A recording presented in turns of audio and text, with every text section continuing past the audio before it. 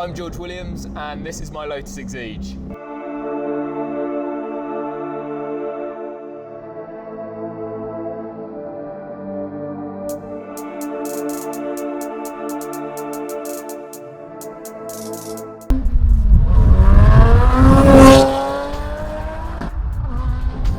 It started as a standard car.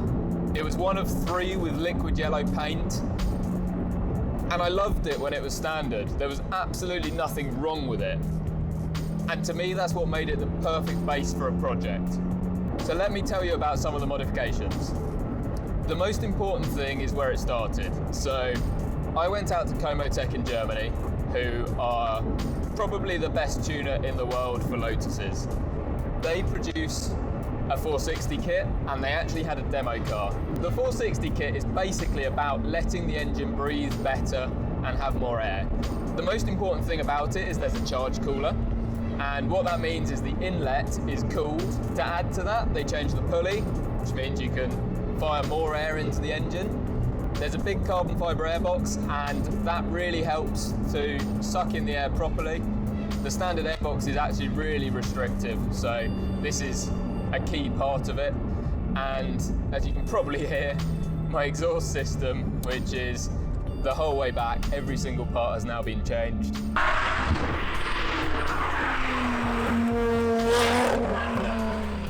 Once you've changed the power in a car, it's absolutely essential that the other mods are done to make sure you've got the right platform for all that power.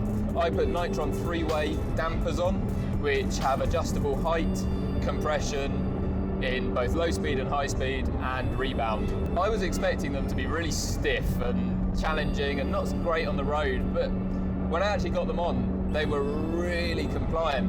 Massive improvement over standard, and the responsiveness of the car, thanks to being able to set it up properly with full adjustability, made it handle really well. When the car was in Germany getting the tuning for the power, I upgraded the brakes at the same time to Komo-tec's big brake kit. I only did it on the front at first. I have since put on a big brake kit from Seriously Lotus on the rear. What that means is I've now got 2-piece brake discs and performance friction pads, and they're larger diameter by about 1 centimetre on both front and rear.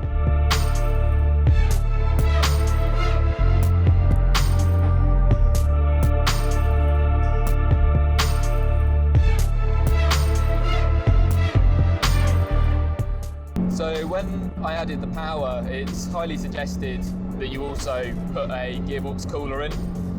And on the gearbox side of things, I also decided that a Quaife limited slip diff would help the performance, and it's really nice the way that really helps with how the car moves about.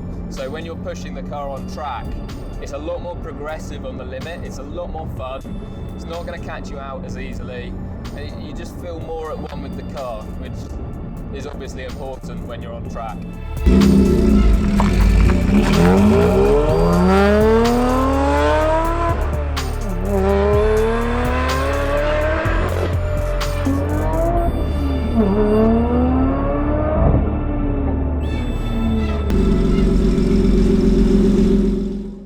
My aim with this interior was to make it a more luxurious place to be with a race car kind of feel to it as well. These went in, these are Tillit B6 Screamers, they're carbon fibre. I've got custom quilted pads which make it a bit more comfortable, but overall these are the most comfortable seats I think I've ever sat in. They don't look it, but they are a huge improvement from standard. After I did the seats, I kind of wanted to match other bits on the car to give it that premium feel. I then embarked on a rather lengthy project. That was my air vents. So I started with a simple idea that I didn't like the plastic air vents from Lotus. I don't know what car they were from, but they're rubbish. So I put in Mercedes A-Class vents. I had to cut the dash, cut the vents, and then fill them. Basically, loads of work to make them fit. About a year after installing the Mercedes vents, I decided that it was time for a small upgrade. The Mercedes ones were lovely, but they were quite plasticky, and I go in quite a few premium cars in my job. So I'd noticed that the Ferrari F12 air vents, and this is sad I know, were about the same size as the Mercedes vents. They were metal, they feel nice, and I just love the design. And to boost, it doesn't have the Ferrari logo, which is a good thing in my opinion. So I managed to source 4 Ferrari air vents from eBay for about £600, and luckily they fitted in perfectly where the Mercedes vents were. The end result was really nice, and I feel like they made the car feel a lot more premium. D-Class Automotive, a trimming company, did all the trimming for me. And once they'd done that bit, I kind of felt like I had to do the rest. They then did these door cards. They did the top of the dash. They've done around the steering column there. Whilst the car was in bits, I also installed the digital dash and got the steering wheel retrimmed and painted black. I prefer when an interior is dark. I want to be looking out without distractions. So if something inside grabs my eye, I just don't like it. So my aim has been to sort of lower the tone a little bit so that your vision out of the car is enhanced. Much better speakers from Focal with a Kenwood subwoofer in the passenger footwell, which really helps. On the standard Exige S, which this car was, one of the big problems was the gear linkage. And it was partly the look, but it was more the feel of it. So I always wanted to retrofit the exposed linkage. Lotus told me it wasn't possible, but I told them I want the parts anyway. And with the help of Dan at HPE, we made it work. So this is the first car to ever have the exposed linkage fitted to the earlier car. We have these GRP V3 tail lights. I think you'll agree they look pretty awesome.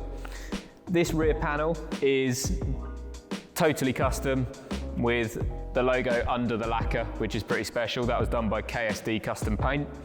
I have a different diffuser. Exhaust is different. Next, my boot lid is fully carbon. This is actually from the 430 Cup. Same for my wheels. They're from a 430 Cup. Here we get to the mirrors. This mirror is actually from Japan, and I created these custom stalks, which were so popular that I ended up making a production run of them for other people. Working our way forward, we see the front wheels. I've actually got bigger brakes on there. They're the forged wheels with 215 section Cup 2 by Michelin. This front access panel is from an Exige 380. Just really updates the look of the car. And again, it's custom painted by KSD Paint. Last two things on the front, visually. We have the front splitter, which is from a Cup R race car, and the tow hook. That's my Lotus. As you can tell, bit of an obsession, but I love it. It's exactly what I wanted. I'm so happy it's done.